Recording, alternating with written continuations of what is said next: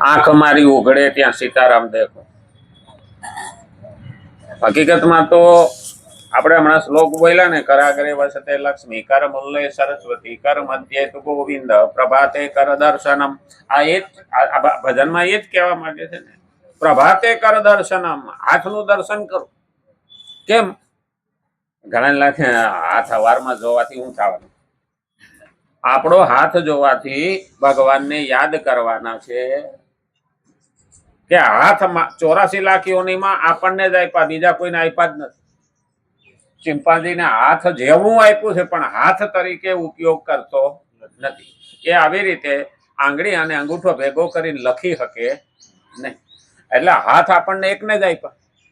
હવે આવડી મોટી ભેટ ભગવાને આપી છે, આપણે આની કિંમત નથી.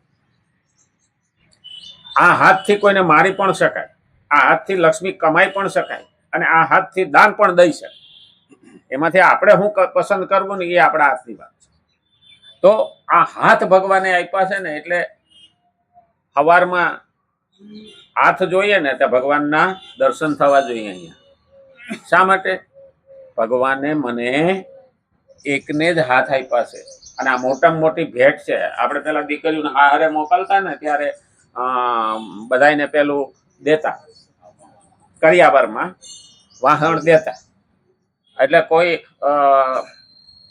બેડું આપે, કોઈ ગોળી આપે, કોઈ મોટું તપેલું આપે, કોઈ પવાલી આપે, આવું નોખું નોખું નોખું આપે. એટલે દીકરી હારે જાય, અભરાઈ બધું મૂક્યું હોય એટલે સવારમાં ઝાપટતી હોય ને, એટલે ગોળી જોવે એટલે કે આ તો મારી માસી આપી, એટલે માસી અહીં દેખાય. આ મારા મામાએ આપ્યું એટલે મામો અહીં દેખાય, મામો તરત યાદ આવે. એમાં હાથ સવારમાં જોઈએ ને તો મારો ભગવાન યાદ આવે કે મને આવડી મોટી ભેટ આપી છે. આપણા જ સંસારમાંથી આપણને ખબર પડે કે આનું શા માટે દર્શન. કરાગ્રે વસતે લક્ષ્મી, આંગળી વિના તમે રૂપિયા કમાઈ ન શકો, અને આંગળી વિના ગણી પણ ન શકે. એટલે કરાગ્રે વસતે લક્ષ્મી, કરમૂલ્ય સરસ્વતી. સરસ્વતી એટલે વિદ્યા. વિદ્યા લેવી હોય તો કાંડું હૈલા વિના વિદ્યા થતી નથી. એટલે કરમૂલ્ય, હાથના મૂળમાં સરસ્વતીમાં બેઠા. કર મધ્યે તુ ગોવિંદા, હાથના મધ્ય ભાગમાં ભગવાન બેઠા. કારણ ઘણાને એવું લાગે કે ભગવાન એક જ બેઠા હોત તો શું વાંધો હતો, વૈષ્ણવ બેઠા. પણ બે અર્થ છે, બે બાજુ. વિદ્યા વધે તો પણ અહંકાર આવે, અને લક્ષ્મી વધે તો પણ અહંકાર આવે. એટલે બેયની લગામ ભગવાનના હાથ. અને વૈષ્ણવ ભગવાનને બે હાથ ભેગો કરો, 5 આંગળા હરખા નથી પણ ભેગો કરો તો હરખું થઈ ગયું કે ન થઈ ગયું. ભગવાન પાસે જાવ એટલે બધા હરખા થાવ, આવું કીધું છે. અને એટલે જ સવારમાં આ શ્લોક બોલીએ છીએ. હવે તો જો બધાને મોઢે આવડી ગયા નહીં, હવે કેવું નથી પડતું. પણ સવારમાં ગાળો બોલતા બોલતા નહીં ઉઠવાનું પાછું, એ ધ્યાન. હા, નહીં કેતા પરભાટિયા શરૂ કર્યા. સવારમાં ભગવાન નામ લેવાનું, નાતી વખતે નદીઓનું નામ લેવાનું, અને પૂજા કરતી વખતે પ્રભુને સમર્પણ કરવાનું. આપણે કઈ શ્લોક ખોટો બોલતા જ નથી. એક એક શ્લોક આપણને એટલું બધું કહી જાય છે ને. રોજે રોજ અભ્યાસ થાય ને તો અંદર ઉતરી જાય. રોજે રોજ એના ઉપર અભિષેક થાય, એની ઉપર સતત આવતું રહે ને તો એ અંદર ઉતરી જાય. આપણે પેલાના જમાનામાં કોહ હાલતો ને, એને કોહ આપણે તો બધા જોયેલા. હવે કોહ હાલતો એટલે અંદર જાય અને આવે, બહાર આવે. હા, રસી આવત જ આવત હે. હા, એટલે હુતરનું દોયડું આવે અને જાય, છતાં થારામાં પથ્થર હોય ને એને કાપી નાખે. એક હુતરનું દોરડું પણ પથ્થરને કાપી નાખે. તો ભાઈ આ શ્લોકોના શબ્દો આ મનમાં રહેલી ગાંઠોને કાપે કે ના? આપેલો હિસાબ. એટલે સતત નિરંતર દીર્ઘકાલ છે, પણ એના માટે આપણે તૈયારી હોવી જોઈએ. તો આપણું વર્તન કેવું છે?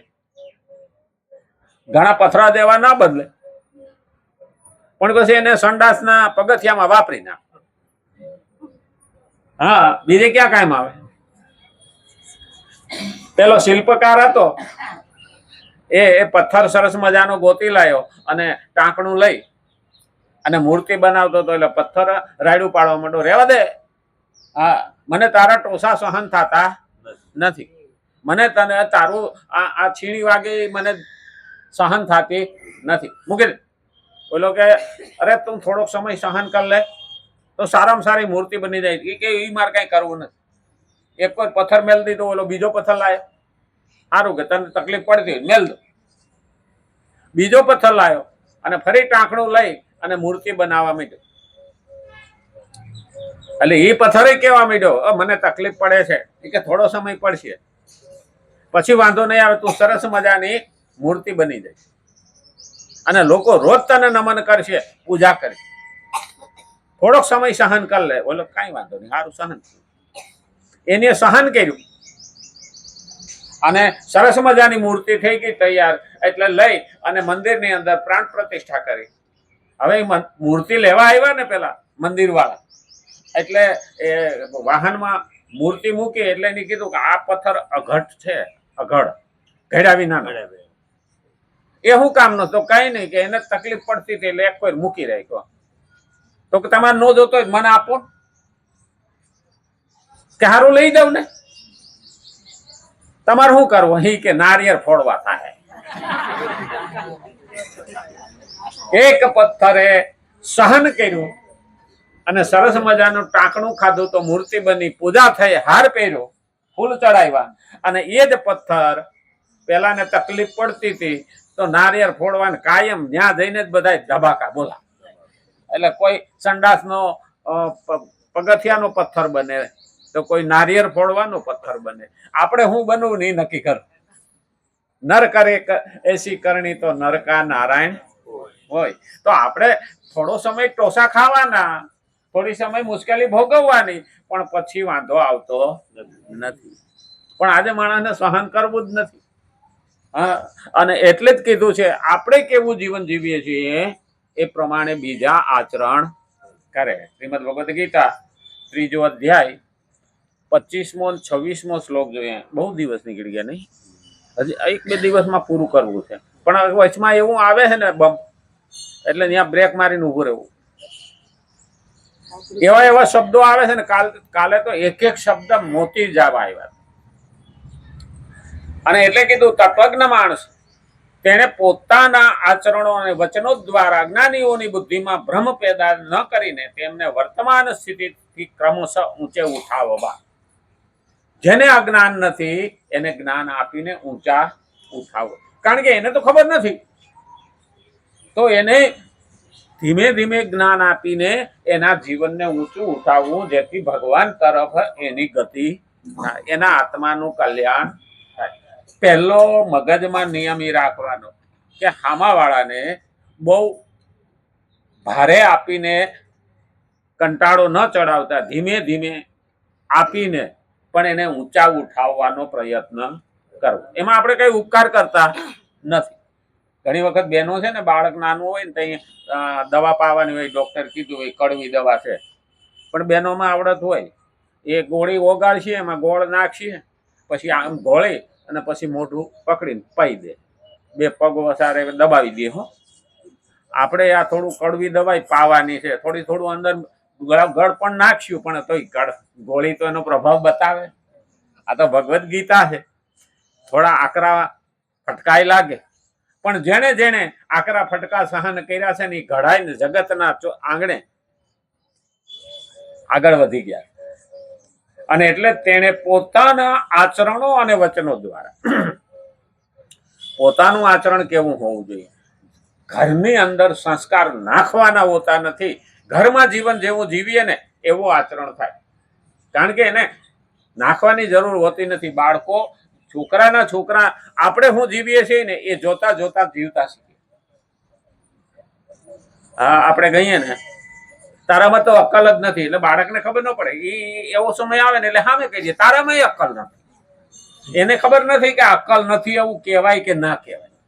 એટલે કયો શબ્દ આપણે જવાબદારી પૂર્વક બોલવું પડે. માણસ જેમ તેમ જ્યાં ત્યાં જેવી તેવી રીતે બોલાતું નથી. અને એટલે જ કીધું પોતાના આચરણો અને વચનો દ્વારા જ્ઞાનીઓની બુદ્ધિમાં ભ્રમ પેદા ન કરીને તેમને વર્તમાન સ્થિતિથી ક્રમશઃ ઊંચે ઉઠાવવા જોઈએ. જે શાસ્ત્ર વિહિત શુભ કર્મોને અજ્ઞાની પુરુષો હાલ કરી રહ્યા તેમની તેને વિશેષ રૂપે પ્રશંસા કરવી અને તેમના કર્મોમાં થનારી ત્રુટિઓની તેમને જાણ કરવી જોઈએ. અમુક માણસો ભલે અજ્ઞાની હોય, અમુક પ્રવૃત્તિ કરી રહ્યા છે, એમાં જે ત્રુટિ રહી જાય એને પણ આપણે થોડી રીતે સુધારતી જવાય. ઘણાને એવું લાગે એક કાકા આવતા કોઈ મંદિરે બિચારા ગયેલા નહીં, આખી જિંદગી મજૂરી કરેલી, ભગવાનના મંદિરે દર્શન કરવા આવે તે આમ ઊંધો આંટો ફરે. 2-3 વાર તો મને એમ થયું કે ઉભા રાખું, પછી મારા જ રહેવાનું નહીં. સારું અંદર મને બળતરા થાય, હું કામના ભાવથી આવે છે પણ કોઈ મંદિરે આવ્યો ન હોય તો ખબર પડે નહીં. પછી મેં એને કીધું, હું કહું તમે ઊંધો આંટો કેમ ફરો? તો કે આને ઊંધો કહેવાય. હું કહું હા. હવે પહેણ્યો ત્યારે કયો આંટો ફેર્યો એને ખબર નથી. પછી મેં એને કીધું તમને ડાબો જમણો હાથ ખબર પડે? એ કે હોય આ મારો જમણો હાથ છે. હું કહું તો તમારો જમણો હાથ છે ને અંદર રહેવો જોઈએ, મંદિરની બાજુ મંદિર કોઈ રહેવો જોઈએ, અને તમે આંટો મારો ને તો એ હવળો કહેવાય. એ કે એવી ખબર નહીં, કોઈ દી મંદિરે ગયો નહીં. હવે બિચારે સ્વીકાર લીધું. 8 વર્ષ સુધી મંદિરે કોઈ દી ગયો ન હોય, એને ખબર પડે નહીં. હવે આપણને એની માથે દયા આવે કે એને ખુદને ખબર નથી કે મનુષ્ય જીવન માને મળ્યું છે તો મારે કરવાનું શું. ખરેખર આપણે તો એટલા જ્ઞાની, એટલા ભગવાન તરફ ભક્તિ કરનારા છે. અમુક તો એવા પડેલા છે કે ઈટ ડ્રિંક એન્ડ બી મેરી, અંગ્રેજીમાં કહેવત છે, ખાઓ પીઓ અને લહેર કરો, એનાથી વધારે ખબર પડતી નથી. તો એ તો શાસ્ત્રએ કહેલું છે કે ભાઈ એને નથી ખબર પડતી પણ તને તો પડે તો એને પાય. આહાર અનેન્દ્રા ભય મૈથુનંચ પશુ સમાના, આવો શબ્દ કયો શાસ્ત્રએ કે આહાર, નિંદ્રા, ભય અને મૈથુન, આ 4 વસ્તુ તો જનાવરમાં છે ને આપણામાં. આહાર એટલે ખોરાક, એને નીંદર આવે, આપણને નીંદર આવે, એને ભૂખ લાગે, આપણને ભૂખ લાગે, એને બીક લાગે, આપણને ભય. અને મૈથુનંચ, એને બાળકો પેદા થાય ને આપણે બાળકો પેદા થાય. તેમાંથી પશુમાંથી વધારે આપણે ક્યાં સુધરેલા કહેવાય, પણ એથી વિશેષ એ મનુષ્ય. મમ વર્તમાનું વર્તન્તે મનુષ્યાહ, ભગવાને આગલા શ્લોકમાં કીધું હતું, 21મો લગભગ હતો. તો અહીંયા પણ એ જ કહે છે કે અજ્ઞાની પુરુષો હાલ જે કરી રહ્યા છે એને ખબર નથી, તો એને એનું જ્ઞાન આપીને સીધે રસ્તે એની ત્રુટિ દૂર કરવી. અને આ ત્રુટિ દૂર થાય ને તો એનું કલ્યાણ થાય, તો ભગવાન રાજી થાય. કારણ કે આ શિક્ષકો છે એ ભલે પગાર લે, ભણાવે, પણ એ છોકરાને ભણતર આપી એનામાં જ્ઞાન નાખીને આગળ કમાશે ને તો એના મા બાપના પણ આશીર્વાદ મળે. કારણ કે એને તો બીજાના હિતનું કામ કર્યું. એટલે આપણે ત્યાં શિક્ષકને ગુરુ કહ્યું, અને ગુરુનું પદ બહુ ઊંચું હતું. આ તો અંગ્રેજો આવ્યા પછી આપણા શિક્ષણનો દાટ વળી ગયો, મુસલમાનો આવ્યા પછી આપણા શિક્ષણનો દાટ વળી ગયો. નહીં તો આપણે ત્યાં તો ગુરુ પદ એટલે ભગવાનથી બરાબર મૂકી દીધું છે. ગુરુ ગોવિંદ દોનું ખડા, કિસકો લાગુ પાય, બલિહારી ગુરુદેવ કી જેને ગોવિંદ દિયો બતા. 2 શબ્દ કયા? એક તો ત્યાં સુધી લખે છે, ગુરુ બિન જ્ઞાન ન ઉપજે, ગુરુ બિન મિલે ન ભેદ, ગુરુ બિન સંશય નવ ટળે, ભલે વાંચો 4 વેદ. 4 વેદ વાંચી લઈએ તો પણ આપણને એનો અર્થ ખબર પડે નહીં. આપણા ગુરુએ આપણા ઉપર કરેલા ઉપકારોને કદી ભૂલાય નહીં. અને જે ભૂલી જાય ને એ કૃતજ્ઞ છે. કૃતજ્ઞતા પૂર્વક એને યાદ કરવા. મા બાપે આપણા પહેલા આપણા મા બાપ ગુરુ છે, પછી આપણા ખાલી કંઠી બાંધવા વાળા નહીં, જ્ઞાન આપનારા પણ આપણા ગુરુ છે. એટલે એની જવાબદારી મોટી છે. એને જ્ઞાન આપ્યું પણ તું ગ્રહણ ન કરે તો ગુરુનો વાંક નથી. 50 વિદ્યાર્થી કે 60 વિદ્યાર્થી એક જ ક્લાસમાં હોય તો કોઈ હારામાં હારું ગ્રહણ કરનારા હોય, અને કોઈ ગમે એટલું સમજાવે તો પણ માથેથી જાય, તો એ ઠોઠ નિશાળિયામાં ખપે. ગુરુને મૈન ઓયલો ખરાબ ને ઓયલો હલકો નહીં, પણ જે વધારે હોશિયાર હોય ને એના તરફ કુણી લાગણી. અને ગુરુને ગૌરવ હોય, ભણાવતા હોય તો ગુરુને ગૌરવ હોય, મારો વિદ્યાર્થી નામ કાઢવો જોઈએ. ખરેખર આ 2 સ્થળો જ એવા છો જગતમાં, 2 સ્થળ એવા છે કે આગળ જવામાં પોતે પહેલો નંબર ન આવે ને તોય રાજી થાય. બાકી ઘણા સ્થળ એવા છે ને કે માણસ પહેલો જ દોડે, લાઈનમાં પણ પહેલો જ ઉભો રહે, અને પ્રગતિમાં પણ પહેલો નંબર આવે ને એની દોટ મૂકી અને જીવનમાં આરામ ના લે. બધા જ પહેલો નંબર આવવા માટે દોડે, પણ એક મા બાપ અને એક ગુરુ, એનો દીકરો અને એનો શિષ્ય આગળ આવે ને એ રાજી થાય. મા બાપ, દીકરો કે દીકરી આગળ આવે ને તો મા બાપ રાજી. બાકી કોઈ પહેલો નંબર આવે તો બીજાનો